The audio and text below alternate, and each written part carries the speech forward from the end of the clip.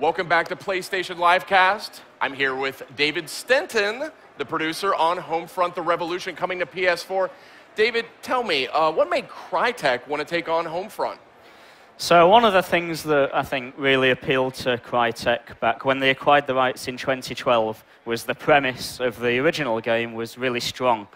So the idea of that kind of dystopian, near-future, occupied USA, that kind of Orwellian, and also turning that kind of established narrative of kind of a special forces soldier, globe-trotting, fighting for the paycheck, it's really turning that established narrative on its head, and people fighting in their own backyards, and fighting for the land and fighting for liberty.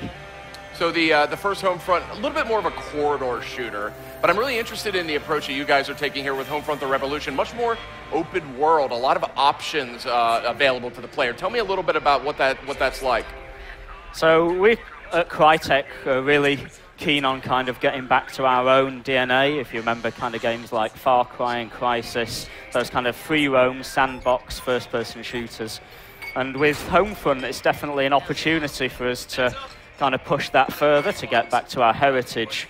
And so to that end, we're setting the game in this free roam Philadelphia. And so we're really kind of using the latest version of CryEngine to bring this free roam Philadelphia to life. And that's, a really kind of strong difference, I think, compared to the previous game. Now we're seeing some gameplay footage here, I presume. It almost looks like a cinematic. Tell me a little bit about, obviously, Crytek, so strong on the technical side. Now you've got PS4, you've got a new generation of hardware on the console side. Tell me about how you guys are evolving CryEngine to handle Homefront The Revolution. Yeah, so we're using the absolute bleeding edge version of CryEngine.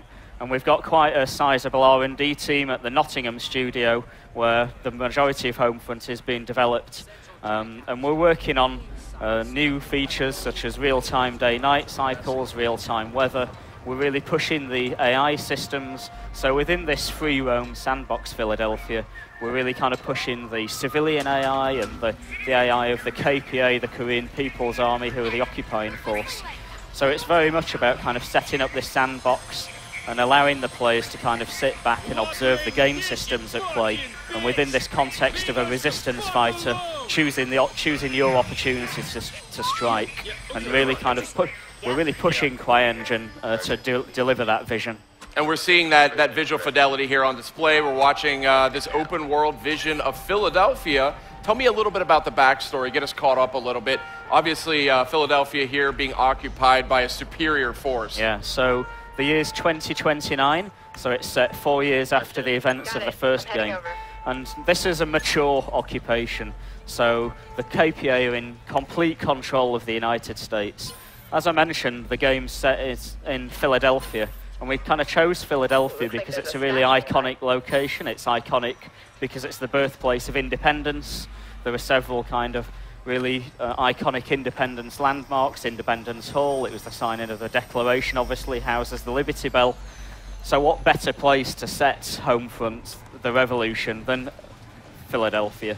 And it's really, like I mentioned, it's a dystopian world, and I think the KPA choosing Philadelphia as their capital city of the occupied United States really shows within this fiction how far America have fallen and how dominant the KPR are within this game world.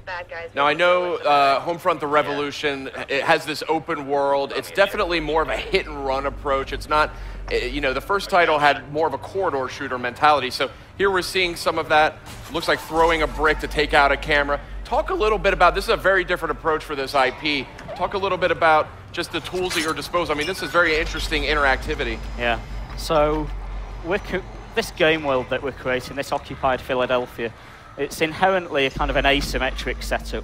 You've got the KPA that are in complete control. They're using far superior technology, far superior firepower. They've got drone technology, watchtowers, checkpoints, all of the kind of the trappings of occupation. And the US civilians, the everyday guys, they've really got nothing. They're kind of scavenging, just trying to get by. Their food's rationed, power's rationed. So within that kind of asymmetric setup, how would you strike back? If you, as an everyday guy, how would you push back against such a an overwhelming superior force, and to that end, you have to use guerrilla tactics. It's the only way that you can strike back, otherwise you'd be completely crushed. So in Homefront The Revolution, we're really pushing guerrilla warfare. It's really the central pillar of the gameplay. And so to that end, we kind of saw in the footage that you're using guerrilla toolkit items. It's very much about scavenging everyday items and combining them in interesting ways. So we've got items like chemicals, batteries, containers, explosives. You combine these to create different guerrilla toolkit items. So for example, you can create a radio-controlled car, maybe use that to scout out an enemy location. You can create an improvised explosive device, and maybe you place that on a road to destroy a passing convoy. So your guerrilla toolkit is really the key to push back against the KPA. It's one of the key tools at your disposal.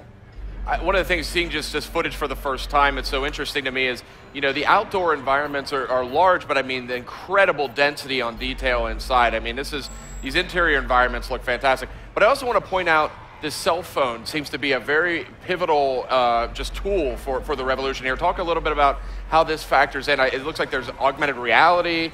Talk a little bit about that. So the cell phone is stolen, a KPA cell phone. So as part of the fiction, you know, the everyday US citizens, they aren't allowed to kind of access technology like that.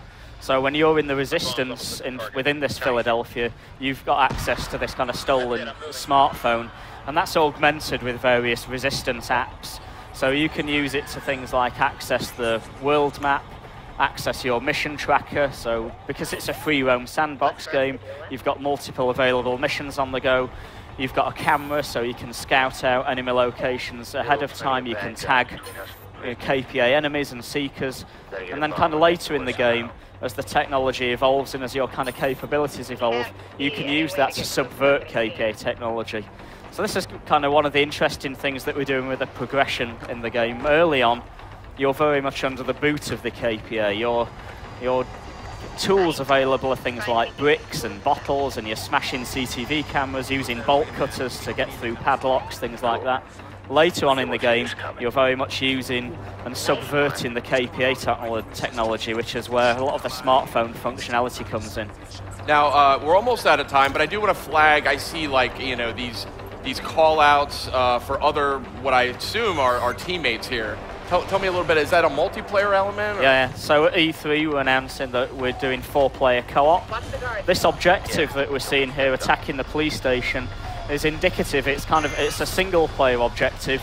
It's also an objective that you can tackle within the multiplayer co-op game mode. So here we're demonstrating how you and 3 friends can kind of team up to tackle these kinds of sandbox objectives within the open world, and each character kind of taking on their own role. It's really up to you as to how you tackle these objectives as a resistance cell. Very, very interesting stuff. That's Homefront The Revolution. When can we look forward to playing this on PS4? So it'll... PlayStation